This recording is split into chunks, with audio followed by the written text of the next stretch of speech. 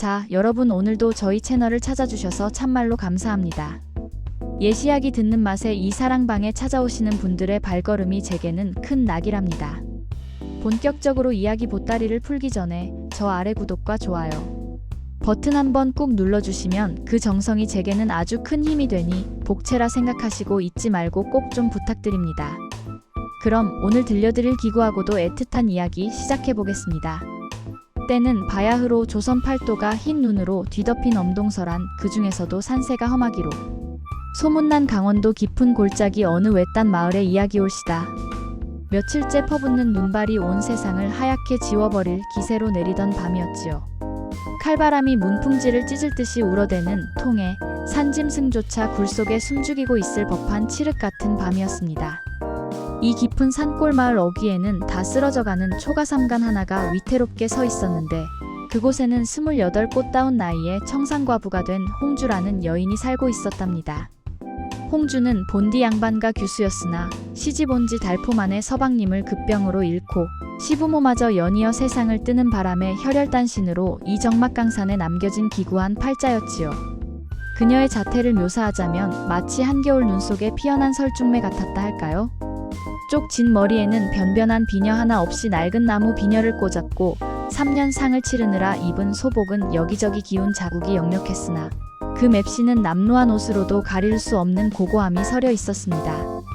갸름한 턱선과 달리 콧날은 오뚝하여 강단이 있어 보였고 무엇보다 그녀의 눈동자는 깊은 산속 옹달샘 마냥 맑으면서도 세상의 풍파를 견뎌낸 이만이 가질 수 있는 서늘한 슬픔이 담겨 있었지요. 그날 밤도 홍주는 희미한 호롱불 아래서 삿바느질로 긴 밤을 달래고 있었습니다. 가느다란 손가락 끝이 굳은 살로 거칠어졌지만 한 땀 한 땀 바늘을 놀리는 솜씨는 흐트러짐이 없었습니다. 후! 찬바람이 벽 틈으로 새어들어와 호롱불이 춤을 추자 홍주는 잠시 일손을 멈추고 언손을 입김으로 녹였습니다. 그때였습니다. 계시오. 주인장 계시오. 거센 바람소리에 묻혀 희미하게 그러나 분명한 인기척이 들려왔습니다. 이 야심한 밤에 그것도 눈이 허벅지까지 쌓인 이 산골에 사람이 찾아올 리 만무한데 홍주는 잘못 들었나 싶어 귀를 기울였습니다. 사람 살려주시오. 지나가는 과객인데 눈보라의 길을 잃어 동사할 지경이오. 다급하고 처절한 목소리였습니다. 홍주는 망설였습니다.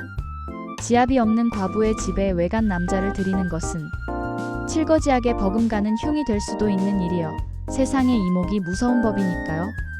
허나 사람의 목숨이 경각에 달렸다는데 어찌 모른 채 하겠습니까? 홍주는 떨리는 손으로 문고리를 잡고 조심스레 방문을 열었습니다. 문 밖에는 눈사람인지 사람인지 분간이 안 될 형체가 웅크리고 있었습니다. 홍주가 등불을 들어 비춰보니 30 초반쯤 되어 보이는 한 사내가 사시나무 떨듯 떨고 있었지요. 이 사내의 행색 또한 가관이 아니었습니다. 갓은 챙이 다 부서져 너덜거리고 도포자락은 닳고 닳아 솜이 삐져나와 있었으며 집시는 다해져서 발가락이 꽁꽁 얹 채 붉게 부어올라 있었습니다. 얼굴은 며칠을 굶었는지 헬쑥하기 그지없고 수염은 덥수룩했으나 숯검댕이 같은 눈썹 아래 쌍꺼풀 없는 긴 눈매는 굶주림 속에서도 묘한 광채를 띠고 있었습니다. 그는 훗날 암행어사라는 신분을 드러낼 이몽학이라는 인물이었으나 지금 홍주의 눈에는 그저 얼어 죽기 직전에 불쌍한 거지 선비로 보일 뿐이었지요. 누구십니까? 홍주의 물음에 사내는 고개도 제대로 들지 못한 채 덜덜 떨며 답했습니다. 한양으로 과거 보러 가는 선비. 이몽학이라 하오. 염치불고하고 하룻밤만. 제발 하룻밤만 재워주시오. 이대로 가다가는 객기가 될 판이오. 사내의 입술은 보랏빛으로 변해 있었고 속눈썹에는 하얗게 성에가 끼어 있었습니다. 남녀가 유별하다지만 당장 눈앞에서 사람이 죽어가는 꼴을 볼 수는 없는 노릇. 홍주는 잠시 입술을 깨물며 갈등하다가 결심한 듯 문을 활짝 열어주었습니다. 누추하지만 들어와 온 몸이라도 녹이시지요. 아랫목이 식어 변변찮을 것이나 밖보다는 나을 것입니다. 홍주의 허락이 떨어지자마자 사내는 기다시피 방 안으로 들어와 털썩 주저앉았습니다. 방 안에 온기가 닿자 긴장이 풀린 듯 사내는 가쁜 숨을 몰아쉬었습니다. 좁은 방 안, 호롱불 하나를 사이에 두고 과부와 낯선 사내가 마주 앉으니 그 적막감은 바깥의 눈보라보다 더 무겁게 내려앉았습니다. 홍주는 황급히 부엌으로 나가 숭늉이라도 한 그릇 내오려 몸을 일으켰습니다. 그 뒷모습을 바라보는 이몽학의 눈빛이 찰나의 순간 거지의 몽롱함에서 매서운 관찰자의 눈빛으로 번뜩였습니다. 그는 겉보기엔 초라한 낙방거사 흉내를 내고 있었으나 실은 조정의 명을 받고 민정을 살피러 나온 암행어사였던 것입니다. 탐관오리의 수탈과 민초들의 삶을 살피던 중 갑작스런 폭설에 고립되어 진짜로 조난을 당한 처지였지요. 과부의 집이라. 이 깊은 산속에서 여인 혼자 어찌 견디고 사는가? 이몽학은 얼어붙은 손을 비비며 방 안을 훑어보았습니다. 가구라고는 낡은 반다지 하나와 서한 하나가 전부였으나 먼지 하나 없이 정갈하게 닦여 있어 주인의 성품을 짐작게 했습니다. 고지여 홍주가 따뜻한 김이 모락모락. 나는 숭늉 그릇과 개다리 소반에 담긴 조촐한 주먹밥 2덩이를 들고 들어왔습니다. 변변한 찬이 없어 송구합니다. 이거라도 드시고 기운을 차리셔요. 홍주가 조심스레 상을 내밀자 이몽학은 체면이고 뭐고 따질 겨를 없이 숭늉 그릇을 들어 단숨에 들이켰습니다. 뜨끈한 기운이 식도를 타고 넘어가자 그제야 살 것 같았지요. 허겁지겁 주먹밥을 베어 무는 사내를 보며 홍주는 안쓰러운 마음에 저도 모르게 옷깃을 여미며 말했습니다. 천천히 드시지요. 체하실라. 이몽학은 입가에 묻은 밥풀을 떼어내며 홍주를 정면으로 바라보았습니다. 호롱불 빛을 받은 홍주의 얼굴은 창백하면서도 기품이 서려 있어 마치 달빛을 머금은 백자 항아리처럼 고요하고 아름다웠습니다. 반면 이몽학은 며칠간 씻지 못한 꾀죄죄한 몰골이었으니 그 대조가 참으로 기묘했습니다. 부인 생면부지의 사내를 이리 거두어 주시니 그 은혜가 백골난망이요. 헌데 이 험한 산골에 어찌 부인 홀로 지내고 계신단 말이요? 이몽학의 물음에 홍주는 잠시 시선을 떨구었습니다. 그녀의 긴 속눈썹이 눈 밑에 짙은 그림자를 드리웠습니다. 그 사연에는 말로 다 못할 곡절이 숨겨져 있는 듯 방 안의 공기가 한층 더 무거워졌습니다. 기나긴 침묵이 방 안을 휘감아 돌았습니다. 문풍지는 밖에서 불어닥치는 밤바람에 파르르 떨며 구슬픈 소리를 내질렀고 호롱불의 심지는 가물가물 타들어가며 홍주의 얼굴에 드리워진 그늘을 더욱 짙게 만들었지요. 22~23이나 되었을까? 앳된 티를 갓 벗은 듯한 홍주의 얼굴은 고운 선을 지녔으되 그 눈매에는 천년 묵은 바위처럼 꿈쩍 않는 서글픔이 깊게 박혀 있었습니다.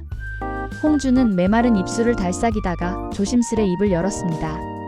그 목소리가 어찌나 가늘고 떨리던지 마치 살얼음판 위를 걷는 듯 위태로워 보였습니다.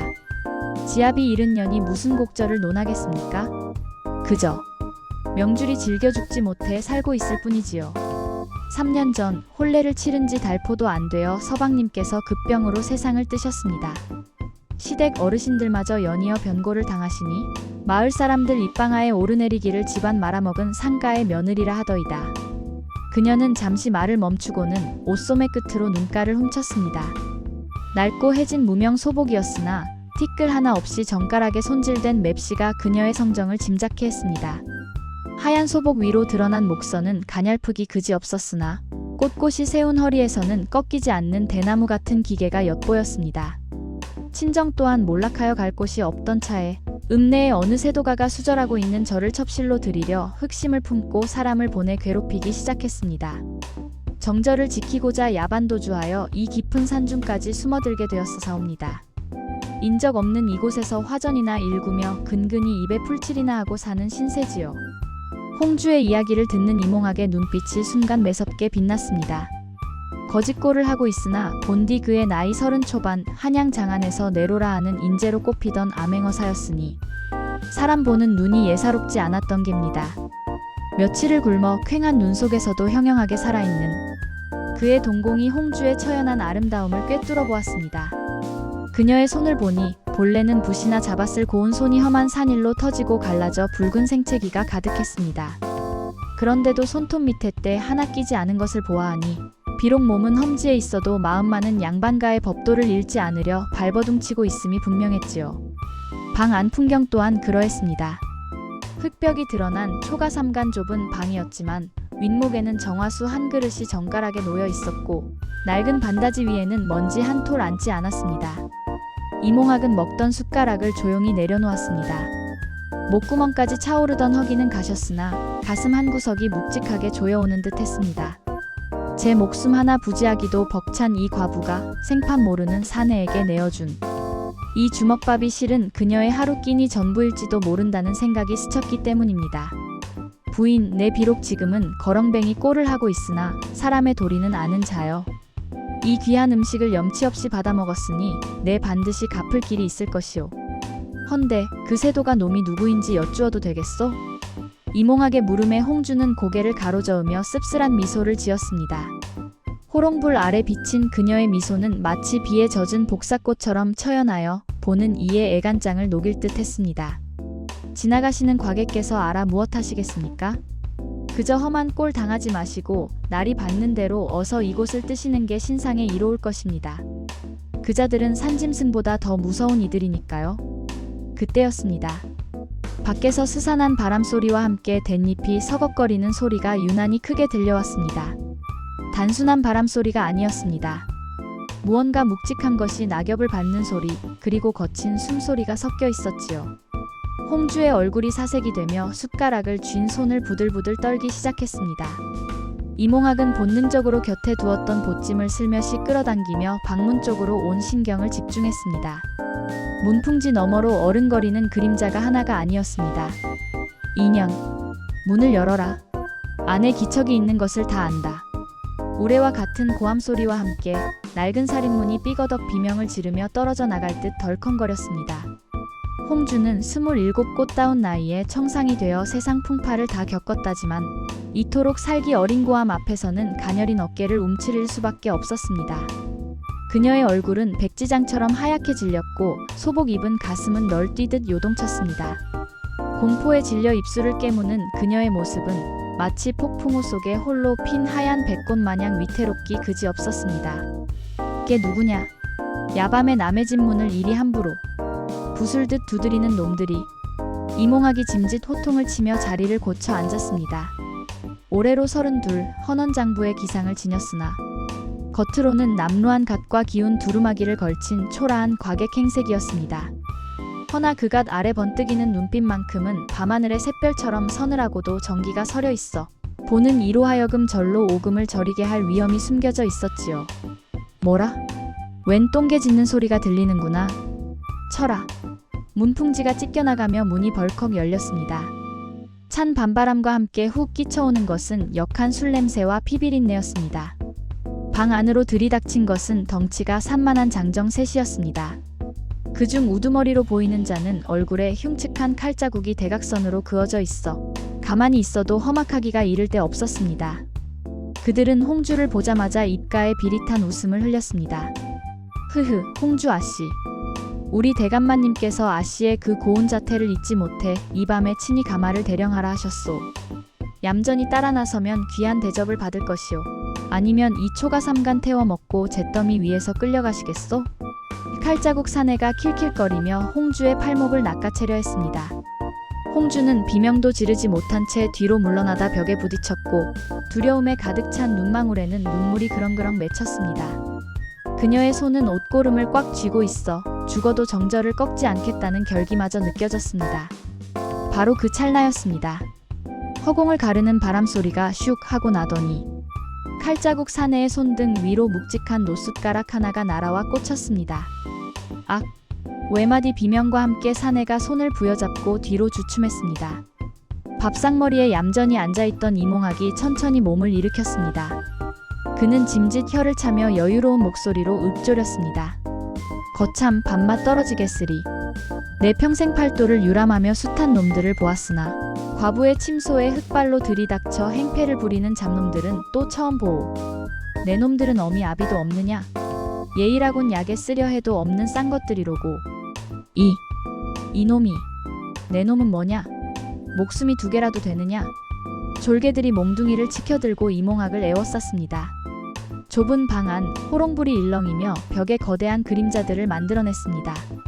이몽학은 그들을 향해 피식 웃음을 던졌습니다.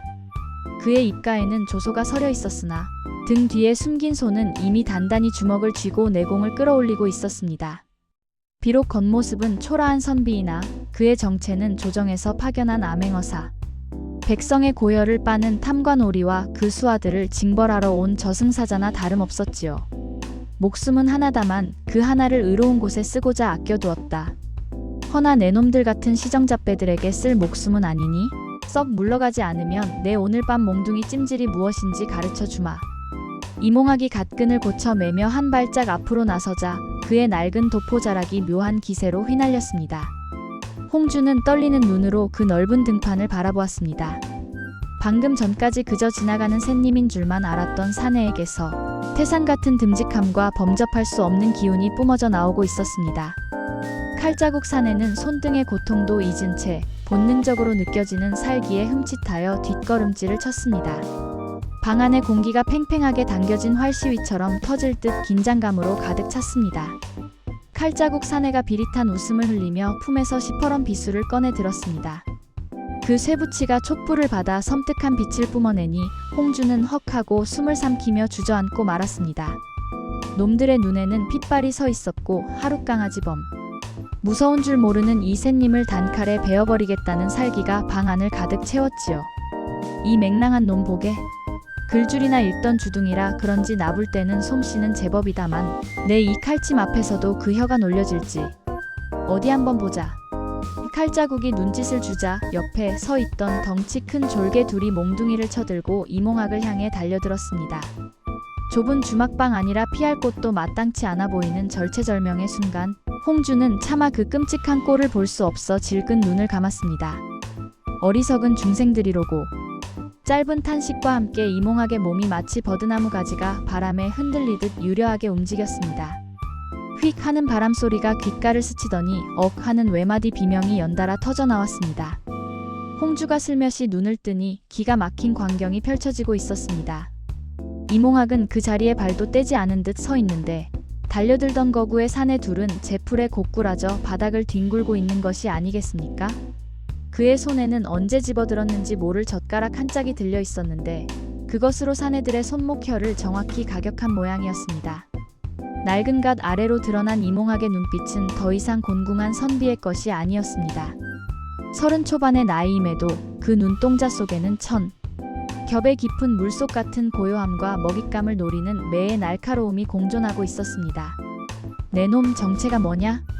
칼자국 사내가 당황한 기색을 감추지 못하고 뒷걸음질치며 소리쳤습니다. 이몽학은 대꾸 대신 입가에 서늘한 미소를 띠며 천천히 걸음을 옮겼습니다.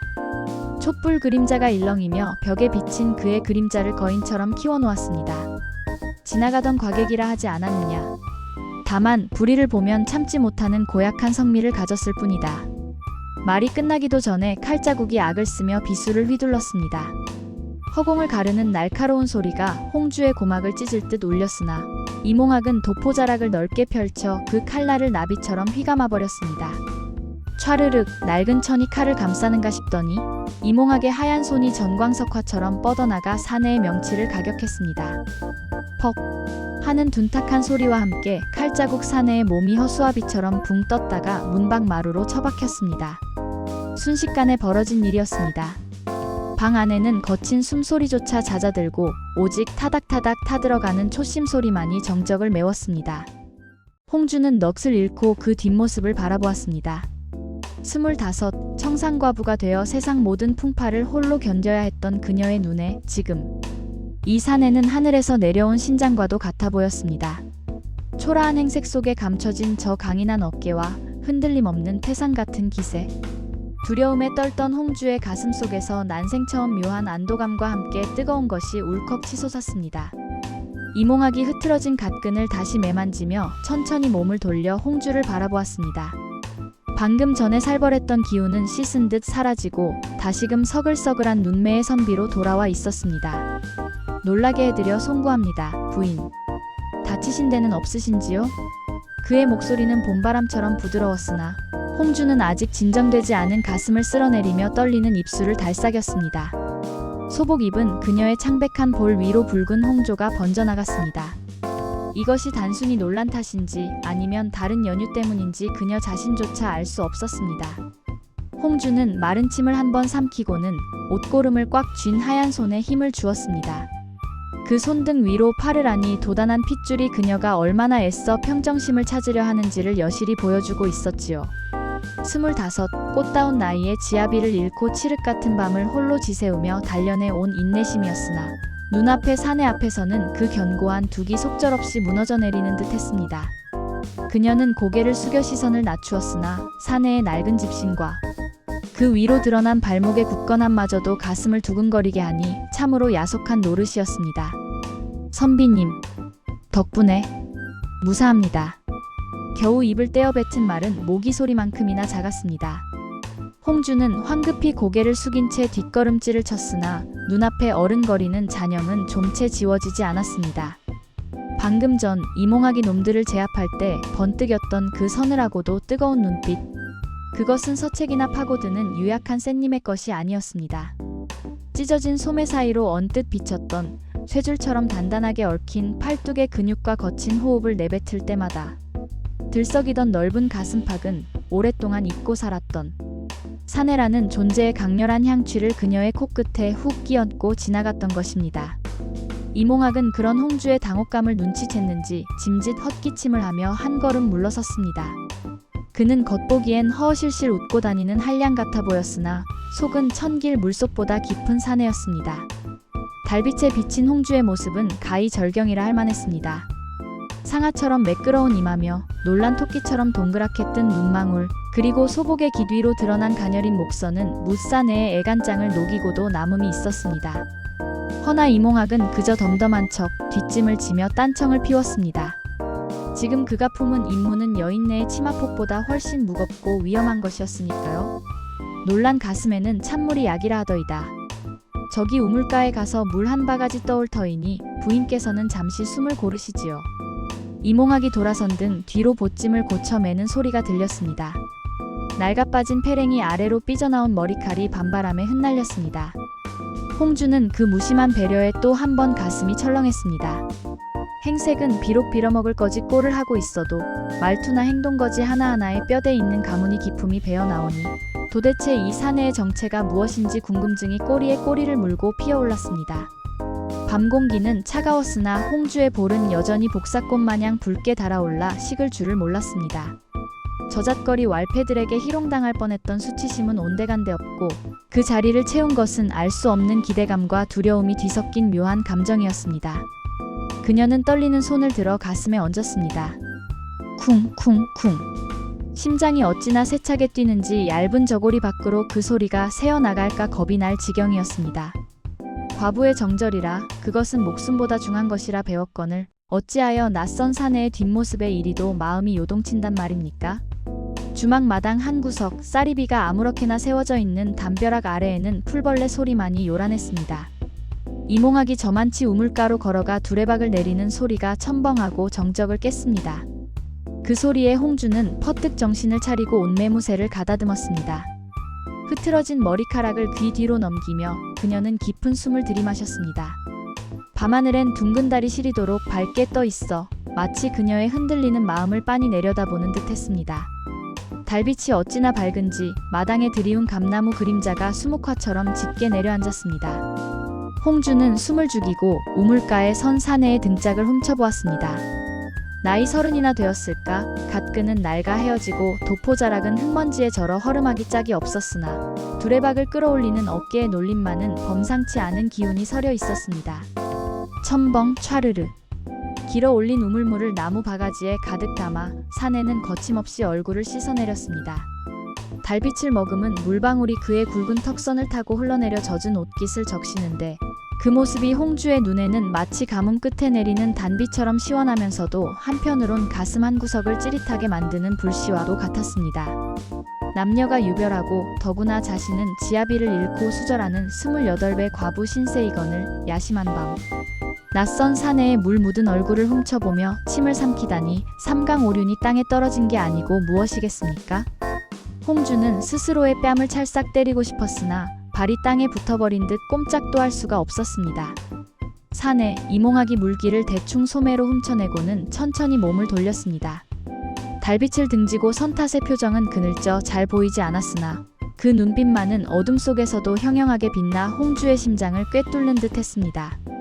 그는 손에 들고 있던 바가지에 남은 물을 찰랑이며 뚜벅뚜벅 홍주가 서 있는 담벼락 쪽으로 걸어왔습니다. 낡은 집신이 흙바닥을 밟는 소리가 홍주의 귓가에는 천둥 소리 마냥 크게 울렸습니다. 많이 놀라셨을게요. 목이나 좀 축이시오. 툭 하고 던지듯 건네는 말투였으나 그 속에는 무뚝뚝한 사내의 배려가 담겨 있었습니다. 홍주는 얼결에 두 손으로 바가지를 받아들었습니다. 사내의 투박한 손가락 끝이 홍주의 희고 고운 손등을 스치듯 지나갔습니다. 그 찰나의 순간 홍주의 몸이 감전된 듯 파르르 떨렸습니다. 차가운 우물물이 담긴 바가지였건만 손에 닿은 자리는 불에 데인 듯 화끈거렸습니다. 홍주는 고개를 푹 숙인 채 떨리는 입술로 바가지를 가져다 댔습니다. 꿀꺽 꿀꺽. 목구멍을 타고 넘어가는 물은 시리도록 차가웠지만 뱃속 깊은 곳에서부터 피어오르는 열기는 좀처럼 가라앉질 않았습니다. 물을 마시는 홍주의 가녀린 목선이 달빛 아래 하얗게 드러났고 젖은 입술은 복숭아 꽃잎처럼 붉게 번들거렸습니다. 이몽학은 그런 홍주를 물끄러미 내려다보았습니다. 남루한 행색을 하고 조선 팔도를 떠돌며 별의별 인간 군상을 다 보아온 그였지만 이토록 처연하고도 고운 여인은 처음인 듯 싶었습니다. 왈패들의 소나기에서 파르르 떨던 그 어깨가 지금은 자신 앞에서 또 다른 의미로 떨리고 있음을 몽학이라 하여 모르지 않았습니다. 밤바람에 흔들리는 쌀이나무 가지처럼 두 사람 사이에는 말로 다 할 수 없는 묘한 기류가 흐르고 있었습니다. 홍주가 바가지를 비우고 조심스레 돌려주려 고개를 들었을 때였습니다. 몽학이 바가지를 받아드는 대신 불쑥 한 걸음 더 가까이 다가섰습니다. 그의 짙은 눈썹 아래 쌍꺼풀 없는 눈매가 홍주의 눈동자를 지그시 올가매었습니다. 부인헌데 옷고름이 풀렸소이다. 그 낮고 굵은 목소리에 홍주는 쏘스라치게 놀라 제 가슴팍을 내려다보았습니다. 아까 왈패놈들과 실랑이를 벌이다 흐트러진 모양인지 저고리 고름이 헐거워져 속치마 자락이 희미하게 비칠락 말락하고 있었던 것입니다. 홍주의 얼굴이 다시금 잘 익은 홍시처럼 붉게 달아올랐습니다. 황급히 고름을 여미는 그녀의 손끝이 당황스러움에 갈피를 잡지 못하고 허둥대자 몽학의 입가에 옅은 미소가 스치듯 지나갔습니다. 이야기가 재미있으셨나요? 구독과 좋아요 부탁드리며 다음에도 더 재미있는 야담으로 찾아오겠습니다.